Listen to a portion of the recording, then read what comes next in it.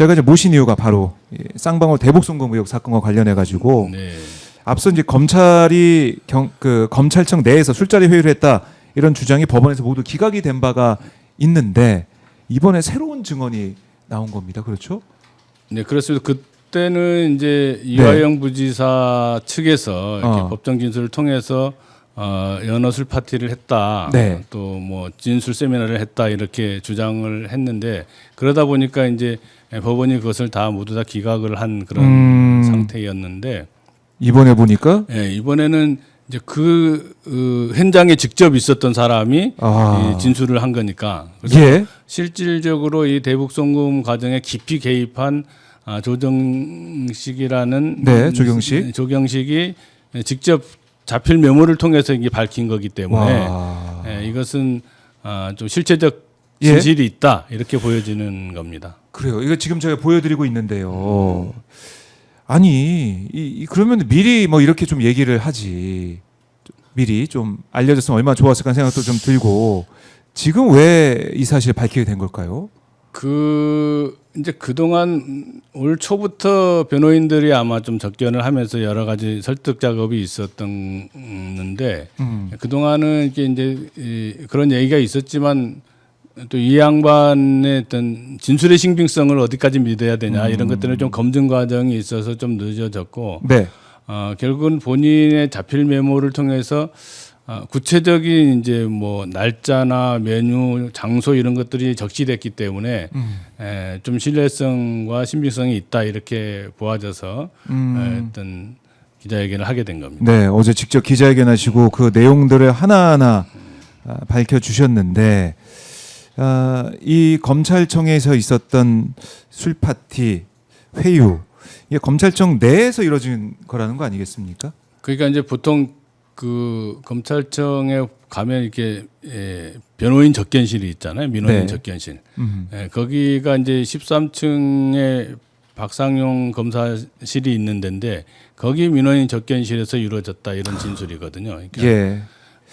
장소까지 특정이 돼 있고 정말로 있을 수 없는 일이라고 보여집니다. 네. 그러니까 맨 처음에 이 술자리 회유 의혹이 나왔을 때도 국민들 깜짝 놀랐지만 그렇죠. 이번에는 이렇게 구체적인 진술까지 나오게 되다 보니까 야 검찰이 어떻게 이럴 수가 있느냐 이런 네. 지적이 나올 수밖에 없을 것 같아요. 네, 구체적이기도 하고 또 네. 이렇게 시간과 메뉴와 장소가 구체적으로 적시됐다는 거는 네. 그 신빙성이 사실에 가깝다 이렇게 보여지기 때문에 네. 그리고 그것도 1인당 8만 원 초밥에다가 회 세트까지 해서 한 1인당 25만 원 되는 그런 액수의 음식물을 수원지검으로 이렇게 반입했다. 그래서 술판을 벌렸다. 이것은 정말 국민이 용납할 수 없는 일이다 이렇게 보여집니다. 네.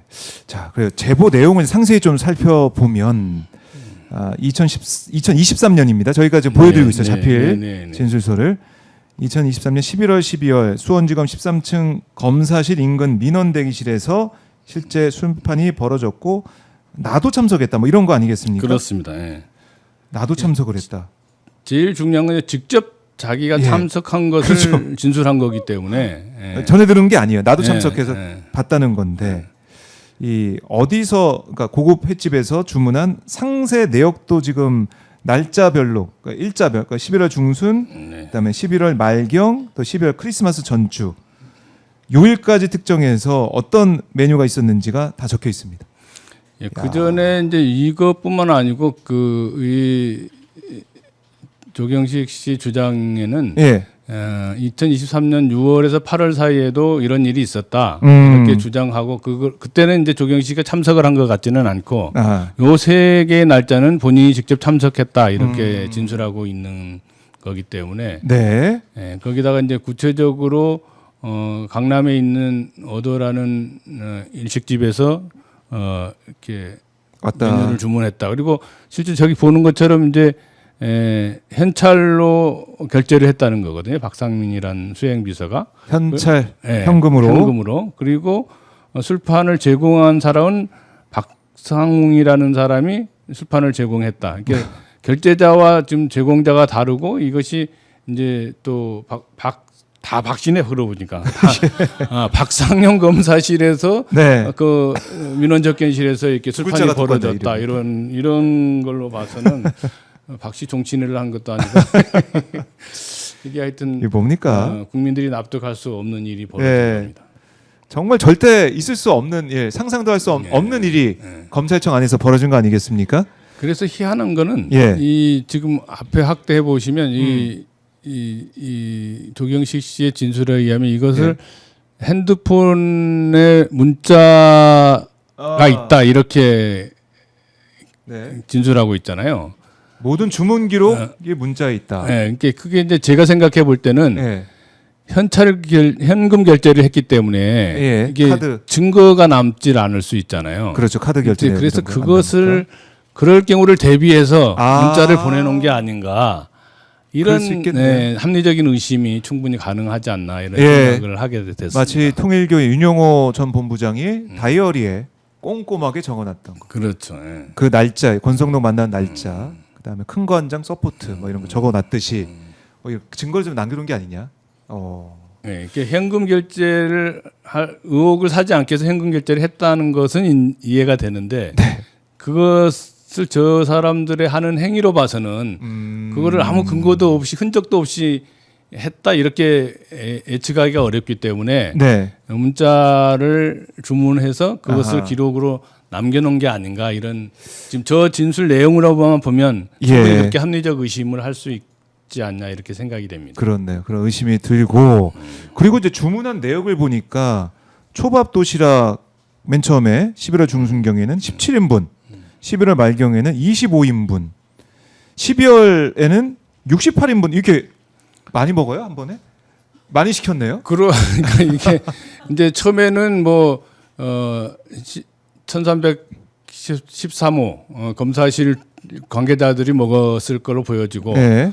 그다음에는 이제 그러다 보니까 이게 잦아지니까 그것도 주변 검사실 직원들한테도 돌려야 되는 상황이 됐고 이제 나중에는 이게 이제 수원 구치소나 이런 데서 출정을 오면 출정 교도관도 먹어야 되고 또 이게 다시 복귀를 하면 또 술 취한 상태에서 김성태가 들어가는 거잖아요. 그렇죠. 그러니까 그 수원구치소 교도관들 네.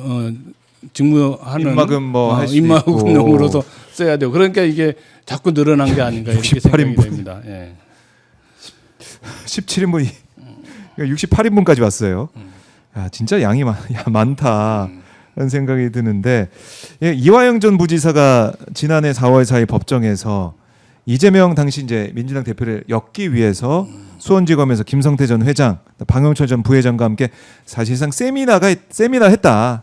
쌍방울 직원들이 가져온 연어와 회덮밥, 술 등이 있었다라고 폭로해 파문이 당시에 있었습니다. 그렇습니다. 그런데 검찰이나 김성태 전 회장 측이 부인을 했고 그리고 이화영 전 부지사 측이 정확한 날짜를 특정하지 못했지만 오마이뉴스가 지난해 이제 보도를 한 내용을 보면 2023년 5월 29일 5시 40분 54초 수원지검 앞에 위치한 연어 이제 광교점 연어집에서 쌍방울 법인카드가 결제된 내역이 확인이 되면서 이게 이화영 전 부지사 연어 술파티 법정 진술에 힘이 실렸다라고도 볼 수가 있는데 그때도 이게 참 주목을 받았던 그런 그렇죠. 내용이거든요. 예.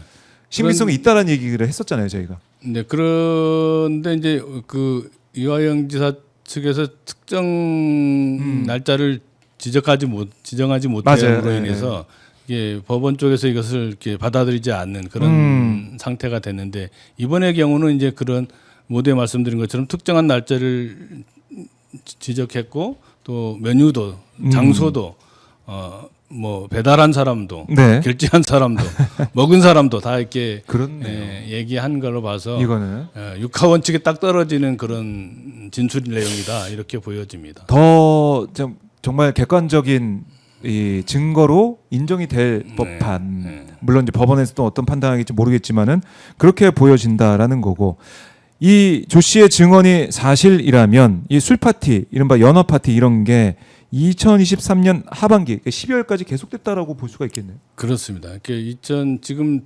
제시된 게 2023년 6월 8월경부터 시작해서 네. 연말까지 이렇게 진행됐다 이렇게 보여지고 많아지는 거기 때문에 아, 실제로 얼마나 많은 횟수가 이게 검찰 쪽에서 진술을 회유하기 위한 네.